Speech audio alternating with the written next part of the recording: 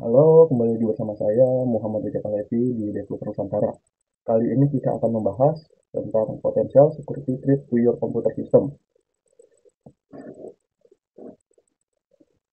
Nah, di awal kita sudah diberi peringatan hati-hati. Inilah bahaya yang mengancam sistem komputer Anda.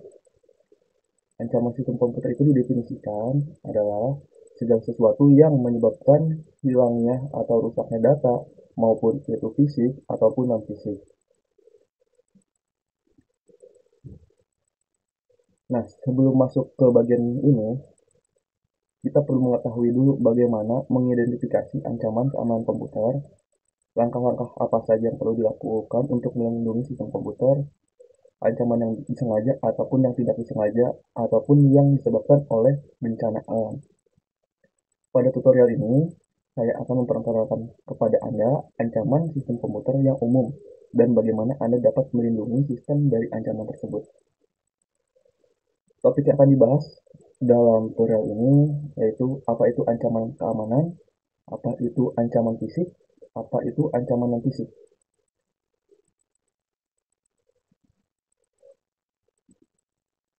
Dalam seri tutorial ini, saya akan mendefinisikan ancaman sebagai serangan potensial dari peretas yang memungkinkan mereka mendapatkan akses tidak sah ke sistem komputer. Nah, di sini apa itu ancaman fisik? Ancaman fisik adalah penyebab potensial dan suatu insiden yang dapat mengakibatkan kerugian atau kerusakan fisik pada sistem komputer. Nah, di sini terbagi menjadi tiga, ada internal, ada eksternal, ada human atau faktor manusia. Nah, untuk yang internal, ancaman termasuk kebakaran, catu daya tidak stabil, kelembaban di ruangan yang menampung perangkat keras, dan lain-lain. Untuk yang eksternal, itu ancaman tersebut antara lain petir, banjir, gempa bumi, longsor, dan lainnya. Terkait human, ancaman ini termasuk pencurian, kerusakan infrastruktur dan perangkat keras, gangguan, kesalahan yang tidak disengaja ataupun disengaja. Seperti laptop ketumpahan air, ya kan? Atau kita nyimpen laptop tidak di lock, jadi orang bisa akses laptop Anda sebebasnya gitu. Di bagian ini kita akan belajar bagaimana cara mengendalikan keamanan fisik. Ya, di sini juga terbagi menjadi tiga. Yang pertama ada internal, eksternal, dan human. Internal, ancaman kebakaran dapat dicegah dengan penggunaan alat pendeteksi kebakaran otomatis dan alat pemadam yang tidak menggunakan air untuk memadamkan api. Seperti APAR yang kan APAR kan dibagi menjadi tiga, powder, foam, sama water, ya kan? Nah, sama liquid maksudnya. Nah, di sini itu direkomendasikan menggunakan powder atau yang tidak berbasah lah seperti liquid atau foam seperti itu. Nah, satu daya yang tidak sesuai dapat dicegah dengan menggunakan pengontrol tegangan seperti stabilizer, ya kan? Atau eh, kalian bisa bikin UPS, dari UPS ke stabilizer dulu, stabilizer baru ke perangkat komputer Anda seperti itu. Nah, untuk kelembaban, kelembaban ini bisa diatasi dengan kita memasang sebuah AC untuk mengontrol kelembaban di ruang komputer Anda. Jadi, walaupun penggunanya itu hanya laptop, bukan sebuah komputer server atau komputer biasa, itu perlu adanya pendingin ruangan seperti itu. Nah, di sini faktor eksternal tadi seperti yang kita telah ketahui, faktor eksternal itu adalah bencana alam. Nah, di sini kita harus tahu nih, salah satunya kan tadi kan ada petir. Nah, petir itu kita bisa menerapkan sistem proteksi petir untuk melindungi sistem komputer dari serangan semacam itu. Seperti kan biasanya tuh kalau lagi hujan deras ya, kalau pengalaman saya ya waktu itu, waktu dulu saya masih sekolah dan saya masih ngekos, saya masih ingat tuh petir besar banget nyamber di depan kosan saya sampai mengakibatkan arus listrik terhadap perangkat listrik yang ada di kosan. Seperti casan laptop sama casan handphone rusak karena terkena tegangan listrik yang besar yang diakibatkan oleh petir tersebut. Seperti itu. Dan terkait dengan bencana seperti banjir, seperti itu mungkin kalian perlu contoh ya untuk yang penggunaan server fisik seperti itu sebaiknya dibuat DR-nya, DR-nya gitu. Jadi misalkan yang satu di Jakarta, yang satu di Bandung, yang satu di dataran rendah, yang satu lagi di dataran tinggi. Ini untuk mengantisipasi terjadinya bencana alam yang akan mengakibatkan kehilangan data seperti itu. Nah, yang ketiga ada human. Ancaman seperti pencurian dapat dicegah dengan menggunakan pintu terkunci atau akses kontrol ya. Biasanya di kantor-kantor sudah diterapin akses kontrol atau pakai sidik jari atau di tapping pakai kartu atau pakai face detection seperti itu. Ya, selanjutnya kita akan membahas terkait apa itu ancaman non fisik. Ancaman non fisik adalah penyebab potensial dari suatu insiden yang dapat mengakibatkan kehilangan atau kerusakan data sistem, mengganggu operasi bisnis yang mengandalkan sistem komputer, kehilangan informasi sensitif, pemantauan ilegal aktivitas pada komputer, pelanggaran keamanan cyber. Ancaman non-fisik juga dikenal sebagai ancaman logis. Berikut adalah daftar jenis-jenis ancaman non-fisik yang umum. Nah, di sini bisa dilihat yang pertama itu ada virus, yang kedua itu ada trojan, yang ketiga itu ada worm, yang keempat itu ada spyware, yang kelima itu ada keylogger, yang keenam itu ada DDoS atau distributed denial of service, yang ketujuh itu ada denial of service atau DOS, yang kedelapan itu adalah adware, yang kesembilan itu adalah phishing, yang ke-10 itu adalah authorized access to computer system, dan yang ke-11 adalah ada computer security risk. Nah, di sini kita perlu ketahui dulu apa itu virus. Nah, di sini kita akan membahas tentang virus yang dalam bentuk aplikasi. Nah, virus ini dia menyamar sebagai program dan menginfeksikan terhadap program-program lainnya untuk menghancurkan suatu sistem komputer sehingga nanti sistem komputernya bisa crash, bisa habis screen, seperti itu. Yang akhirnya itu bakal ngilangin data kalian di situ, seperti itu. Berikutnya adalah Trojan. Trojan itu di sini kita bisa disebut itu remote administrator tool. Karena apa? Karena Trojan ini sifatnya kalau yang saya pelajari itu dia itu dalam bentuk aplikasi juga, dia sebuah virus juga, masih dalam kategori virus juga. Dia itu lebih ke memata-matai atau meremot. Seperti contoh misalkan saya bikin aplikasi nih, terus di aplikasi itu sengaja saya bikin backdoor untuk memata-matai semua sistem yang ada di komputer tersebut, atau bisa juga saya buat sebuah service di dalamnya untuk mengget informasi keseluruhan yang ada di komputer tersebut lalu dikirimkan ke saya gitu, melalui internet. Selanjutnya ada spyware. Nah, spyware ini adalah sebuah virus yang dapat menginstal dirinya sendiri secara otomatis untuk memata-matai atau memonitoring keseluruhan komputer. Misalkan kita satu komputer udah terinfeksi nih spyware. Nah, dia ini akan men-scan semua komputer-komputer yang ada di network atau topologi tersebut. Misalkan dari komputer A ke komputer B, komputer C, itu nanti akhirnya semuanya itu informasi-informasi sensitif yang ada di dalamnya itu bakalan terambil oleh si spyware ini, seperti itu. Dan sifatnya itu dia eh, tidak terlihat ya, dia seperti jatuhnya tuh diem-diem lah, dia dari awal juga kan dia menginstal dirinya sendiri gitu tanpa diinstal oleh si user itu gitu. Ketika si spyware-nya udah masuk, entah itu bisa lewat kalian salah download atau kalian download aplikasi-aplikasi ilegal, nanti di situ bisa terinclude spyware, atau kalian bisa mengakses misalnya situs-situs yang banyak iklannya, terkadang bisa masuk juga tuh lewat situ, seperti itu. Nah, di sini ada keylogger. Keylogger itu adalah sebuah aplikasi atau sebuah program yang diinstal di dalam komputer maupun itu oleh si hackernya atau melalui human error untuk memata-matai semua aktivitas yang diketikkan lalu dicatat setelah itu dikirimkan kepada si hackernya.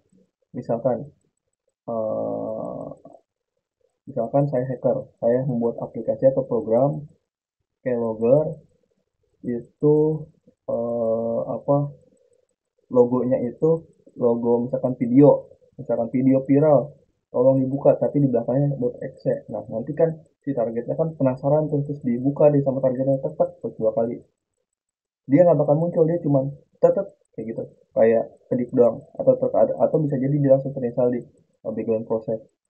Nah nanti tuh si programnya ini dia eh, tugasnya mencatat semua informasi yang kalian ketikkan pada keyboard, lalu dicatat pada sebuah program dan dikirimkan melalui network kepada si penyerangnya itu. Nah, seperti itu. Intinya nanti akhirnya itu data-data sensitif yang ada di komputer kalian itu bakalan terambil oleh si hacker tersebut. Nah, di sini ada worm. Worm ini adalah sebuah program juga yang dimana dia dapat menduplikat sebuah program, file, ataupun semua data yang ada di komputer kalian yang dapat mengakibatkan tingginya resource yang pada akhirnya komputer kalian bakalan ngehang dan hilang semua data-data kalian yang ada di komputer itu. Itu kan dulu gue pernah nih waktu zaman sekolah dulu, komputer gue kan zaman-zaman dulu tuh zaman-zaman warnet ya, gue punya komputer sendiri juga di rumah, cuman download biasanya di warnet karena dulu itu nggak semua tempat itu masuk akses internet. Nah gue download dari warnet tersebut, kan gue kan bawa flash disk, ternyata di flash disk gue itu terkena virus, dan itu jenisnya itu virus worm. Karena apa, ketika gue colok komputer gue, kok semua file-file dan program yang ada di komputer gue itu ganda gitu, terduplikasi jadi beberapa gitu, dan resource pun tinggi jadi lemot banget, dan akhirnya ya mau gak mau install ulang seperti itu. Nah di sini ada denial of service atau DOS. DOS itu sebuah aktivitas yang dilakukan oleh si hacker untuk membuat down atau memenuhi traffic load pada sebuah server atau sebuah komputer target. Misalkan eh, saya sebagai hackernya, saya mencoba untuk mendidos website A misalkan, ya kan, biar si target website A ini ngedon dan harus dilakukan restart server seperti itu. Nah, gue tinggal melakukan bisa melalui scripting yang gue buat, ataupun sekarang kan sudah ada tuh yang dari command prompt juga bisa gitu. Jadi dia itu mengirimkan eh, traffic melalui protokol ICMP itu jadi dalam 1 per second tuh berapa sekian ribu traffic itu bus aja langsung eh, dikirim ke target si websitenya itu gitu, sehingga nanti di websitenya itu load trafficnya tinggi tinggi tinggi tinggi, lemot, akhirnya ngedown seperti itu. Lanjut lagi, nah di sini hampir sama nih dari observasi juga, cuman di sini distributed. Nah artinya si hacker itu di sini ini lebih canggih lagi. Si hacker itu menggunakan beberapa komputer sebagai botnya, atau sebagai ini perantaranya untuk membuat beberapa komputer lagi sebagai zombinya untuk menyerang si target. Contoh, saya bikin eh, script untuk DOS ya, script untuk DOS. Namun saya jalankan di 3 PM. Nah, dari si komputer-komputer PM yang gue udah buat ini, di dalamnya gue install script DOS yang tadi gue udah buat.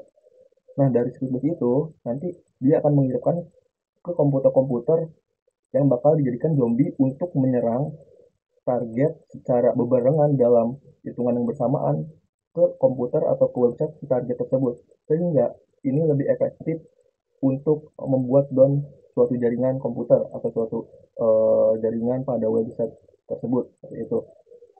Hampir sama seperti yang DOS tadi, cuman ini memang memerlukan beberapa resource secara banyak, secara bergelombang, secara grup untuk memenuhi dalam satu waktu traffic network si target tersebut. Seperti itu. Next. Nah, di sini ada adware. Adware itu adalah seperti eh, sebuah program yang disisipkan di dalam program ilegal atau program-program yang kalian download secara gratis di internet yang ada track-trackannya seperti itu. Biasanya itu disisipin eh, adware,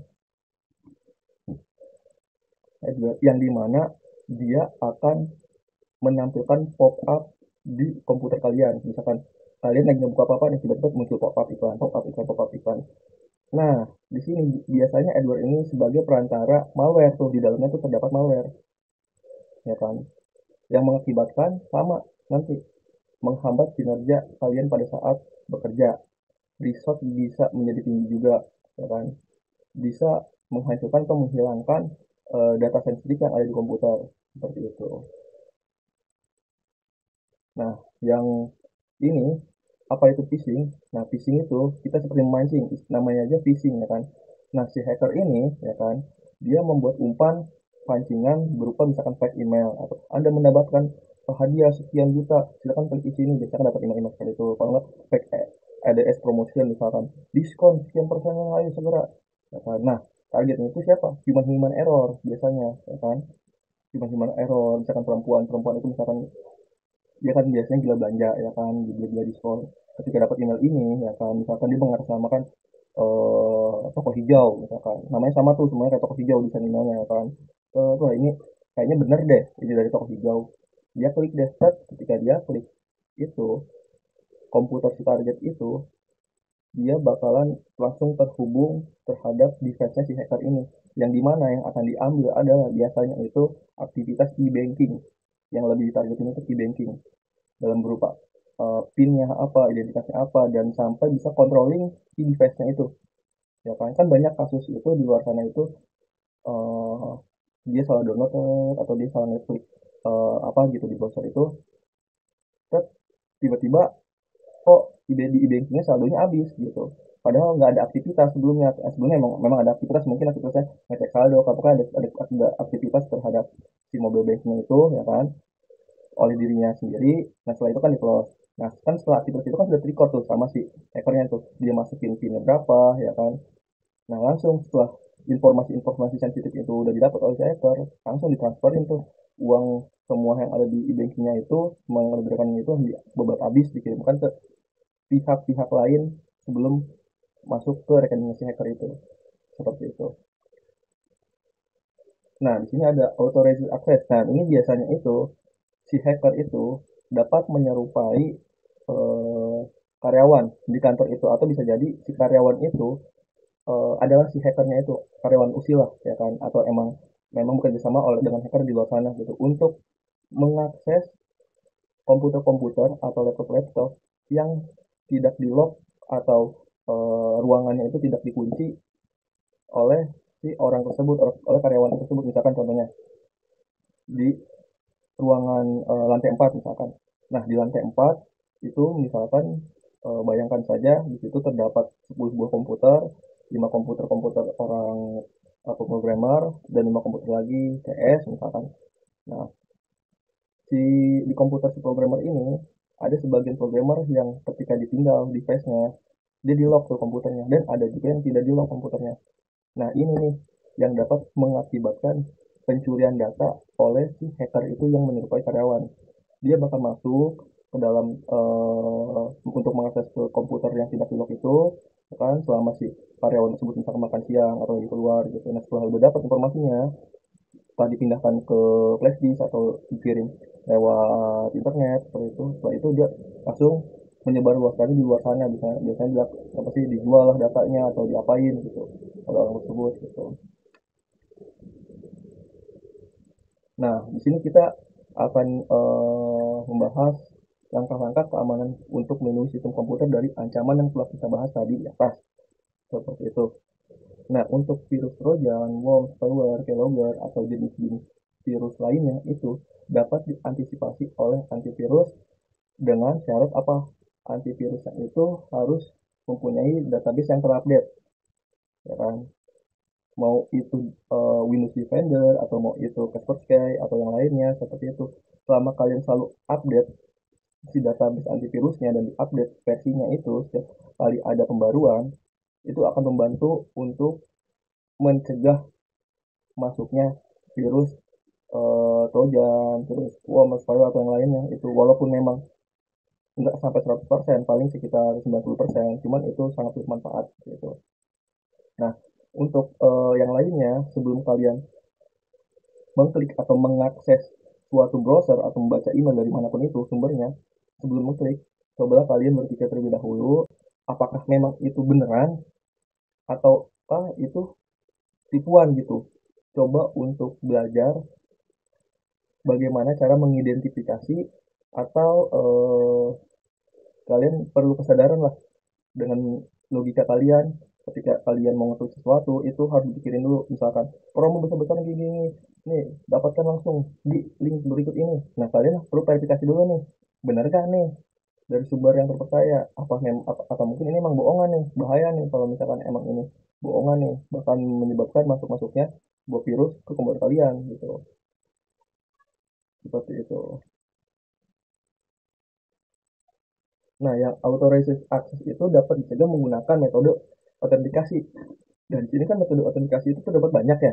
Kalian mungkin misalkan ada yang menggunakan SMS atau email code atau token seperti itu, atau menggunakan voice, bisa juga menggunakan password atau fingerprint. Sekarang ada beberapa laptop itu sudah ada fingerprintnya seperti itu, atau face verification seperti itu. Oke, cukup pembahasan kita kali ini. Untuk lebih detailnya terkait dengan virus itu nanti kita akan bahas di video berikutnya. Assalamualaikum warahmatullahi wabarakatuh.